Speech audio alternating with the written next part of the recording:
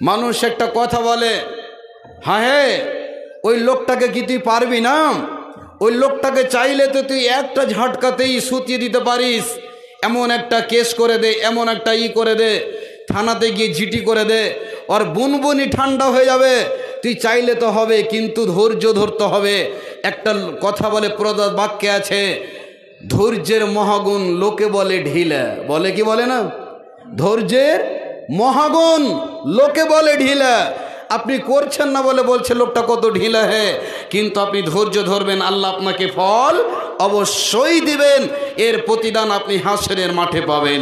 মা বোন, একটা হাদিস শুনুন, ভালো করে শুনুন। যেই সমস্ত মা বোনেরা বড় বড় গোপনীয় অসুস্থ বেমারে ভুগছেন, অসুখ হয়ে আছে, বড় বড় অসুখে আপনি ভুগছেন, তাদের জন্য হাদিসটা মনে পড়ে গেল। আল্লাহর নবীর জামানায় হযরতে আতা ইবনে রাবাহ রাদিয়াল্লাহু তাআলা আনহু, ভালো করে হাদিসটা শুনুন। পুরুষ নারী সকলের জন্য বলছি, ধৈর্যের কি গুণ রয়েছে, ধৈর্যের কি প্রতিদান রয়েছে।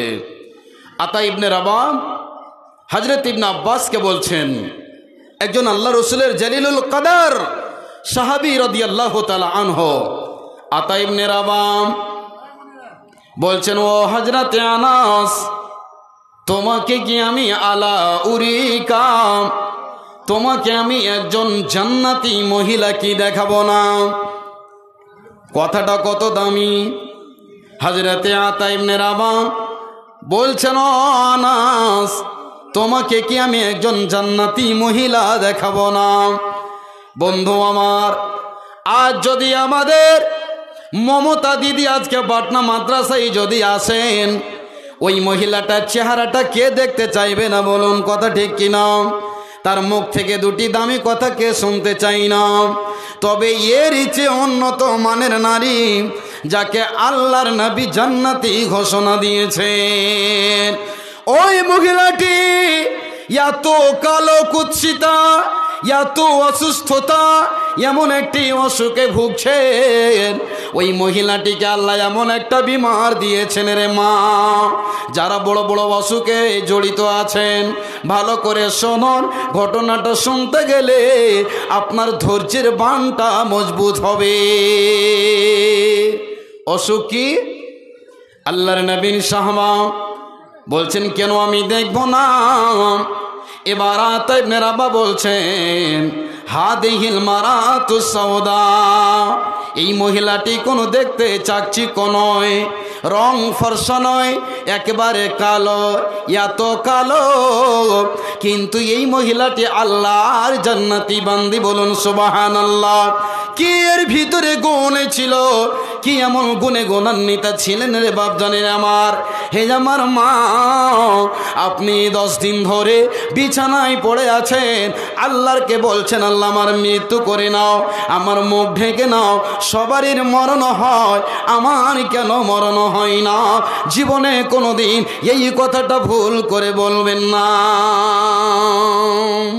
বললেন, এই যে মহিলাটি যাচ্ছেন, জান্নাতি মহিলা, আল্লাহু আকবার, কত দাম! কেন?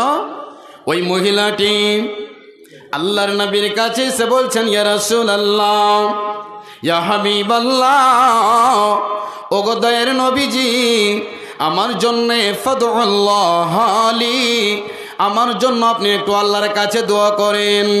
অনেকগুলো মা বোন আছেন, দেখবেন বন্ধুরে, এই মাদ্রাসার যিনি প্রধান শিক্ষক ইলিয়াস সাহেব, বদরুদ্দোজা নদভী সাহেব, যোগ্য যারা আলেমে দ্বীন, তাদের কাছে আমরা কতগুলো প্রশ্ন করি, মাসলা মাসাইল জানতে চাই কি চাই না।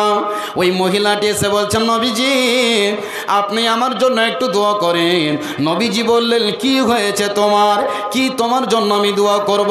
বলছেন, ইয়া রাসূলুল্লাহ, ওগো দয়ার নবীজি, রহমাতুল লিল আলামিন, আল্লাহ আমাকে এমন একটি অসুখ দিয়েছে, যে অসুখটার নাম হলো মির্গির অসুখ। যখনই আমার শরীরে অসুখটা শুরু হয়ে যায়, যখনই অসুখটা আমার ছেড়ে যায়, আল্লাহর নবী গো, আমি মাটিতে পড়ে গিয়ে গড়াগড়ি করি, যার কারণে আমার শরীরে সম্পূর্ণ কাপড়গুলো উলঙ্গ হয়ে যায়, আমার শরীরে কোনো বস্ত্র থাকে না, একেবারে ন্যাংটা হয়ে যায়। দয়ার নবী গো, আপনি আল্লাহর কাছে দোয়া করেন, আল্লাহ আল্লাহর নবী বললে, হে আল্লাহর বান্দি শোনো,